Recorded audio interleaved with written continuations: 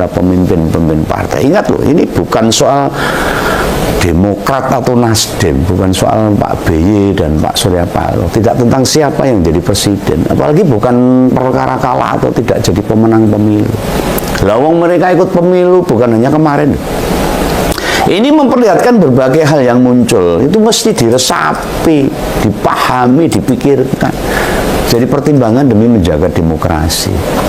Lah usai Bu Mega bersuara, turut pula itu politisi-politisi lawasan mencerpati apa yang sedang diabaikan sama situasi yang berkembang kekinian. Aku yang gumun, hanya dengan Jokowi dan Gibran negara ini jadi ruwet bundet gitu. Ini juga karena para pemuja, para penjilat dan para relawan yang hanya pakai ini yang selalu membuat bundetnya negara ini. Yang disorot Bu Mega, Pak BY sama Pak Paloh, ini bukan perkara berkuasanya Pak Prabowo, bukan. Tidak soal makan bergizi gratis, bukan pula perkara efisiensi anggaran. Ketiganya menarik benang merah yang sama tentang konstitusi politik kita yang amburadul, yang tidak kukuh, mudah berganti-ganti, mudah dipermainkan, dibeli dan sebagainya. Bahkan lembaga hukum yang terkuat saja bisa dibeli, bisa diwarik, dan makin merusak fondasi NKRI. Nah, bila Ketua Umum PDIP berbicara darurat konstitusi waktu itu, Pak BY bicara matahari kembar, Pak Paloh beda lagi nih. Pemilih Media Group itu menjelaskan demokrasi kita itu demokrasi kapitalistik, liberalisme. Bahkan dengan tegas menyebut demokrasi kita itu lebih liberal dibandingkan demokrasi di Amerika. Karena apa? Ya tadi, ini masyarakat harus paham. Jangan cuma memuja tok. Pikirkan negara, jangan pikirkan perutnya sendiri. Nah, pandangan Begawan atas pernyataan Pak Paloh, entah mau dianggap gawe-gawe atau asal mengait-ngaitkan sama Jokowi, silahkan saja. Tapi andai kita mau jujur, begitu MK memutuskan ada perubahan syarat capres dan cawapres, di titik itulah konstitusi disebut disetir oleh kekuasaan, dan itu rusak. Nah buktinya, usai putusan MK, Gibran pun jadi cawapresnya Prabowo. Mungkin kalau yang bersuara Bu Mega sama Pak Paloh, Begawan udengnya mereka kalah pilpres, jadi wajar protes. Nyatanya Pak BY yang kita tahu Demokrat sejak awal mengusung Prabowo Gibran, ngapain ikut mengingatkan presiden? Malah terang-terangan bilang jangan sampai ada matahari kembar.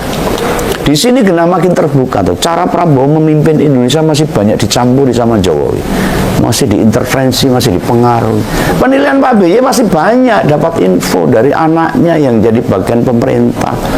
Lah kok Mas AHY bersuara, ya risikonya ada ditendang nanti di resapel, jabatannya bisa diganti. Makanya disuarakan sama bapaknya Pak BY yang sebagai mantan presiden.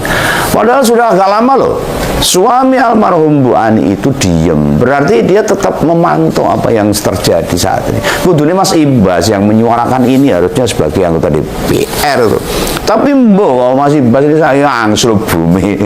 Nah ketua fraksi kok ya orang kritis itu loh, gak banyak suara. Lagi-lagi Cah Ragil itu ya mungkin pergerakannya politik sak gelem dhewe. Nah persis tuh sama Ragilnya Jokowi.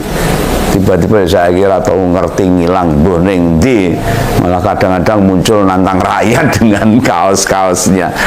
Balik lagi nih ke Pak Paloh nih. Ada hal lain yang dikritisi, yakni tentang putusan MK soal penghapusan presidensial threshold alias ambang batas presiden. Lah Nasdem itu sikapnya jelas, tidak setuju dengan keputusan ini. Wes matuk banget Pak Paloh itu. Lah Begawan ya ngono kuwi sama. Lah wong milih seorang pemimpin negara kok tidak ada passing grade atau batas bawah. Lah kita cari karyawan itu kan butuh pegawai, itu kan pasti ada syarat-syarat minimalnya, ada grade-grade-nya itu loh. Mau daftar P3K, pengen jadi ASN, mau melamar pegawai BUMN misalnya, kan ya kudu melu seleksi, banyak tahapan yang harus dilalui. Lah ini mau cari presiden, suara dukungan partai 0% itu. Ini MK piye ini? Ini ada kesesatan berpikir. Demokrasi itu bukan berarti. Teman-teman, kembali lagi bersama saya di channel ini. ini teman-teman kita sudah melihat ya sebuah cuplikan video yang disampaikan oleh Embun Agan. Ya, hal-hal ini sebuah pemahaman kepada kita ya menilai ya perjalanan politik saat-saat ini. Ya, tentunya dengan berbagai masalah-masalah yang ada, wajib kita mengambil tindakan. Nah, memang luar biasa ya teman-teman ya kelicikan yang dilakukan oleh mantan Presiden Republik Indonesia yang tidak memperdulikan dampak apa yang dilakukan ya untuk Indonesia ini. Ya, tentu ini adalah kita membahas ya hubungan Surya Paloh dengan Jokowi ya pada masa jabatan Jokowi jadi Presiden Republik Indonesia. Ya, Surya Paloh itu tidak bisa bergerak apa-apa ya, masih di dalam naungan Jokowi. Tetapi setelah Jokowi ya sudah usai dengan jabatannya atau sudah selesai dengan jabatannya jadi Presiden Republik Indonesia, Surya Paloh sudah mulai ya memperlihatkan perlawanannya yang tidak cocok kepada Jokowi. Ya, di sini kita langsung saja membacakan ya komentar-komentar masyarakat Indonesia. Ya, hayo Pak Surya Paloh, bergerak dong, bantu Ibu Mega, jangan diam saja, bersatu demi bangsa dan rakyat Indonesia. Ya, itu adalah dia bisa mengatakan di sini Prabowo hanya mengejar status lewat pidato konyolnya dan tak beda dengan Mulyono. Ya, kalau kita melihat Prabowo ini masih hubungannya dengan Jokowi masih baik ya, tapi masyarakat Indonesia ya menilainya ya seperti apa, tanggapannya seperti apa. Ya, paham, ayo pikir kita naral ya, siapa yang buat gaduh negara ini, ayo rakyat buka hati untuk apa, untuk menyuarakan, bangkit dan serukan. Ya, Prabowo dan Gerindra blunder ya, mengundang Jokowi, rakyat menyesal memilih Prabowo ya.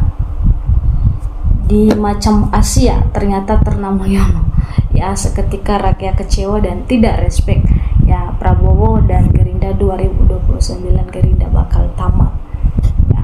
Ini adalah komentar ya masyarakat Indonesia.